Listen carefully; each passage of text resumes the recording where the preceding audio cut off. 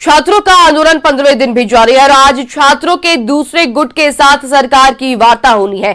दूसरे गुट का 8 सदस्यीय शिष्टमंडल करेगा मुलाकात। चंदन कुमार, राम अवतार महतो, दीनबंधु मंडल, विमल कुमार, पूजा कुमारी, प्रेम कुमार, रविशंकर, अमित कुमार शिष्टमंडल में सरकार की तरफ से अगर बात की जाए तो मंत्री सुदिव्य सोनू, चमरा लिंडा, दीपिका पांडे सिंह, संजय प्रसाद यादव करेंगे बात। साथ ही मोराबादी स्थित स्टेट गेस्ट हाउस में होगी बातचीत।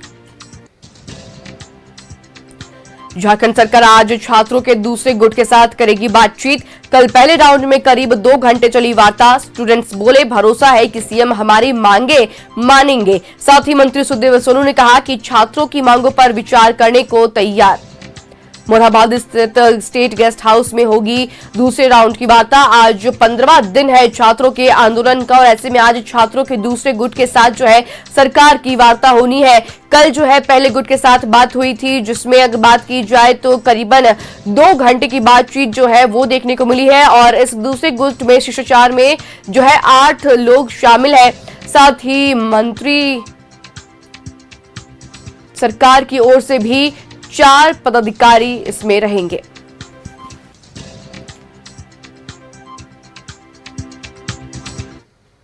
और खबर पर जानकारी के लिए रुख करेंगे हमारे सहयोगी तनय का, जुड़ रहे हमारे साथ। तनय, देखिए आज जो है छात्र आंदोलन का 15वां दिन, अनशन लगातार जारी है। ऐसे में आज दूसरे गुट, छात्रों का दूसरा गुट जो है उससे सरकार की बातचीत होनी है। क्या कुछ है अपडेट तनय?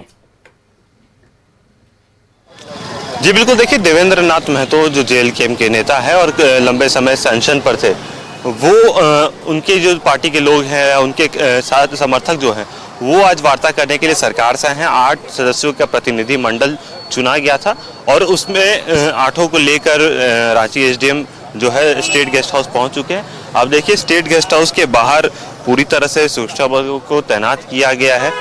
खुद एसडीएम मोर्चा संभाल रहे हैं और अब से थोड़ी देर में राज्य सरकार के जो तमाम मंत्री हैं जो इस वार्ता में शामिल होंगे वो भी पहुंचेंगे। बहरहाल तमाम छात्र जो है वो पहुंच चुके हैं और अब से थोड़ी देर में वार्ता शुरू होगी। कल देर रात जब छात्रों के साथ वार्ता की गई थी, जो 11 सदस्य प्रतिनिधि मंडल बनाया गया था छात्रों का, उनके साथ जब वार्ता की गई थी काफ़ी सार्थक वार्ता रही थी और उसमें लेकिन तब भी जो सहमति थी वो पूर्ण रूप से नहीं बन पाई थी, इसलिए छात्रों ने अपना आंदोलन जारी रखा है। ऐसे में जब आज देवेंद्र नाथ महतो के लोग हैं वो जब इस वार्ता में शामिल होंगे, अब उनके साथ क्या सहमति बनती है ये ज़रूर देखने वाली बात होगी। हालांकि मांग लगभग एक ही है, जो तमाम मांगे हैं उस पर दोबारा से आज जो है चर्चा होगी। मांग पत्र आज जो प्रतिनिधि मंडल पहुंचा है वो भी अपना मांग पत्र सरकार को सौंपेगा, अपनी मांगों को रखेगा और उसके बाद सरकार उस पर विचार करेगी और तय करेगी कि क्या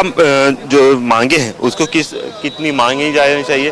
क्योंकि जो सीबीआई जांच की मांग कल भी की गई थी, सीबीआई जांच इसलिए अभी नहीं हो रहा है या फिर सरकार उस पर अभी नहीं जाएगी क्योंकि सीआईडी अपनी जांच कर रही है। करीब 10 से ज़्यादा लोगों को गिरफ्तार कर चुकी है। ऐसे में लगातार लोगों से पूछताछ के लिए समन जारी कर रही है और उसके बावजूद अगर सीबीआई जांच की मांग हो रही है इन तमाम चीज़ों के बीच में, तो ज़रूर सरकार इस पर अभी विचार करेगी। सीआईडी को अपनी जांच पूर्ण करने के बाद ही जो है सीबीआई की ओर रुख किया जाएगा कि नहीं, वो सरकार को देखना है। हालांकि छात्र लगातार मांग कर रहे हैं कि जो टीडीपीएल कंपनी है उसको जो है जो डीबार कंपनी है, डिलिस्टेड कंपनी है यूपी से जाए, क्योंकि वो जेपीएससी की परीक्षा भी ले रही है, उस कंपनी को परीक्षा प्रणाली से हटाया जाए और जो है सरकार अपने स्तर से परीक्षा ले, ताकि कोई भी पेपर लीक का मसला ना हो। पेपर लीक में जो मुख्य रूप से चीज़ें सामने आई थी वो टीडीपीएल कंपनी से जुड़ी थी और ऐसे में अब छात्रों की जो मांग है वो सरकार कितना मानती है यह आज की वार्ता के बाद स्पष्ट होता नजर आएगा। एक टीम की वार्ता हो चुकी है, छात्रों ने अपनी बात रख दी है। आज जब दूसरे गुट के लोग जब बात करेंगे और अपनी बातों को रखेंगे, सरकार उस पर भी विचार करेगी और अंतिम फैसला कहीं ना कहीं मुख्यमंत्री हेमंत सोरेन लेंगे, क्योंकि मुख्यमंत्री हेमंत सोरेन ने अपनी टीम बना दी है। 4 सदस्यों की टीम बनाई है, 4 मंत्रियों की टीम बनाई है।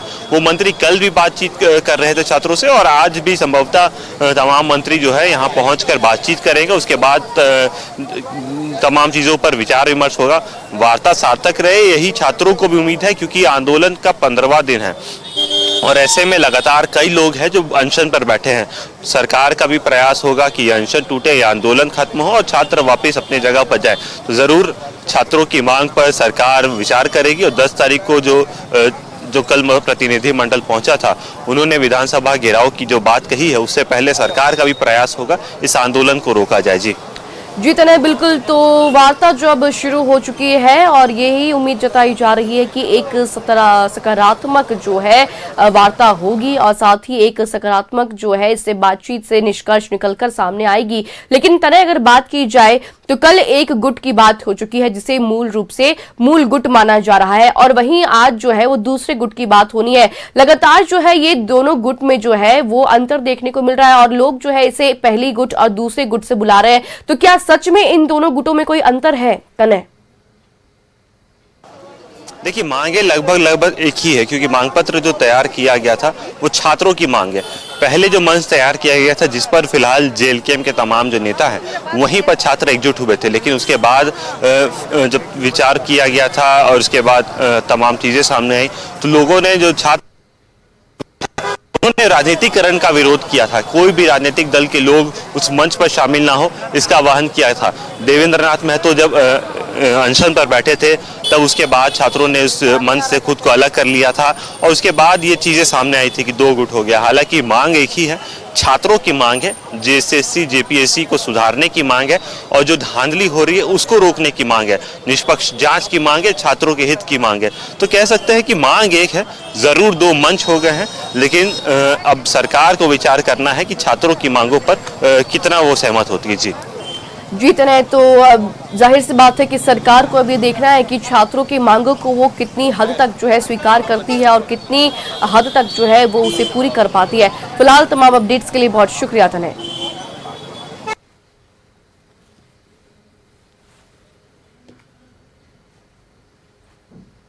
मांग है, आप इस झारखंड राज्य में जो सिस्टम में गड़बड़ियां चलती है आप उस गड़बड़ी को ठीक करें। हमारा मांग है कि आप 14वीं जेपीएससी की जो प्री की परीक्षा है जो एक गड़बड़ी के तहत पाई गई है और सरकार भी इस चीज को देख रही है, आप उस 14वीं जेपीएससी की परीक्षा को रद्द करें और नए सिरे से 14वीं जेपीएससी की परीक्षा ले। और जैसे टीडीपीएल जैसे ब्लैक लिस्टेड कंपनी है, इसको भी वो हमारे पड़ोसी राज्य में ब्लैक लिस्टेड है, तो आप झारखंड राज्य में भी उसको ब्लैक लिस्टेड कीजिए। और मेरा कहना है कि हमारे राज्य में जेपीएससी का गठन किया गया है, क्यों किया गया? भाई आप अपना काम तो संभाल रहे हैं, तो आप जेपीएससी के द्वारा परीक्षा और टीडीपीएल जैसे एजेंसी बीच में एक मीडिएटर बनते हैं, छात्रों का भविष्य बेचने का ऐसे ब्लैक लिस्टेड एजेंसी काम करते हैं। तो मैं चाहती हूँ ऐसे ब्लैक लिस्टेड जो कंपनी है बीच में ना आए, डायरेक्ट जेपीएससी उसका